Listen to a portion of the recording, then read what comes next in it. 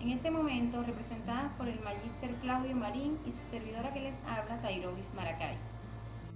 La educación es un proceso constitutivo de la esencia de los seres humanos, de allí parte nuestro tema. El humanismo es un movimiento filosófico, intelectual y cultural.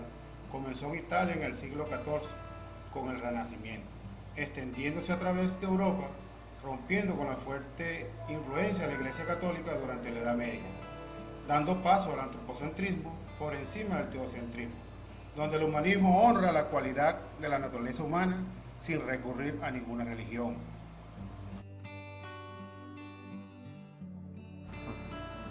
Filosofía humanista. Esta ofrecía nuevas formas de pensar, reflexionar acerca de las artes, la ciencia y la política, revolucionando el ámbito cultural entre la Edad Media y la Edad Moderna. Característica del humanismo. Tenía como concepción la antropocentrista del mundo, o sea, su interés por el ser humano y su naturaleza. Rescatar el pasado grecolatino, valorando su filosofía, arte y literatura, y concepción política, convencido que sus enseñanzas podrían dar soluciones a los problemas de la época. Su vocación por el conocimiento certero y total impulsó a los intelectuales a analizar las relaciones causa y efecto, sentando las bases de los métodos científicos. Importancia del humanismo.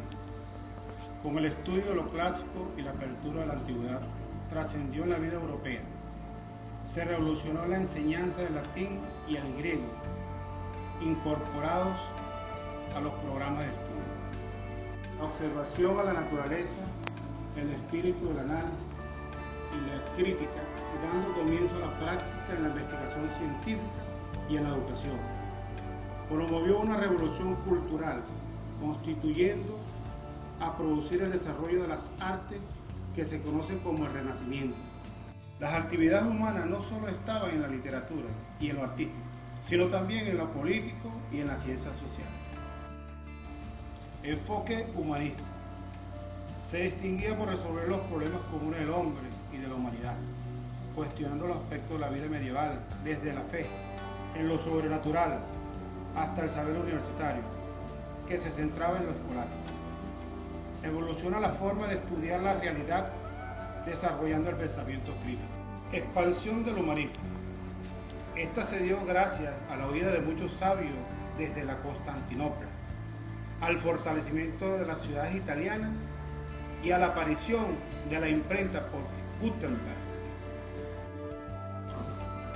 Entre los humanistas reconocidos de la época se encuentran Francesco Petrarca, bien conocido como el padre del humanismo.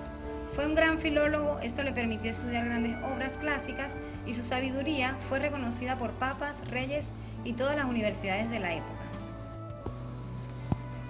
Juan Boccaccio, uno de los más importantes escritores de todos los tiempos, humanista italiano, escribió numerosas obras en latín. Conocido por el texto de Cameron, que consiste en 100 cuentos o novelas cortas divididas en 3 temas importantes: amor, fortuna e inteligencia humana. Erasmo de Róterdam, de origen holandés, fue un gran hombre y bastante religioso.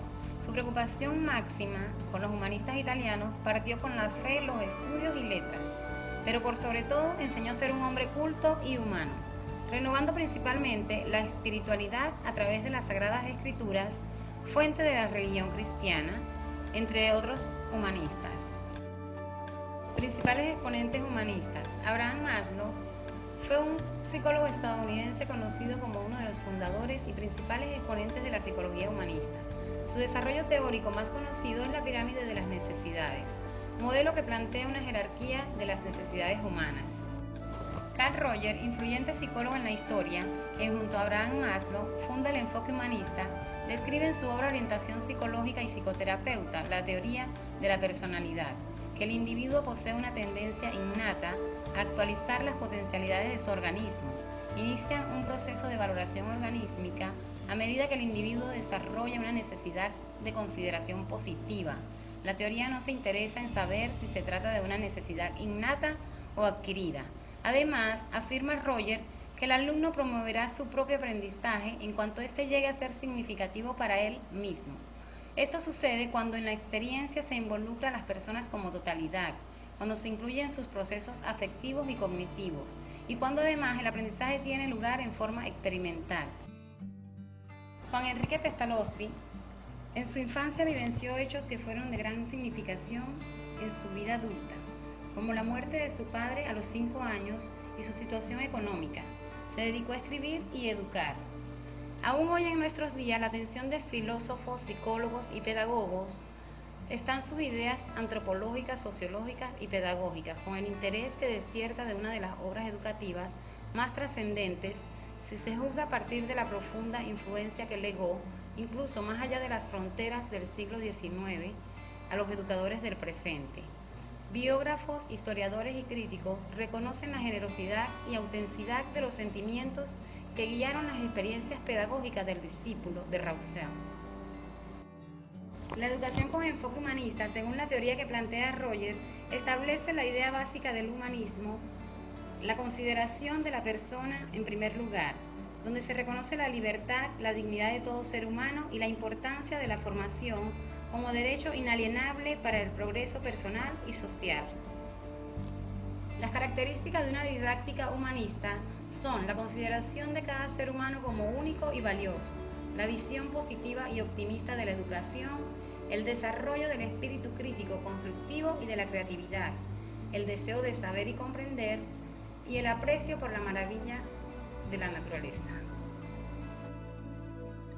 Rasgos que debe asumir el educador humanista.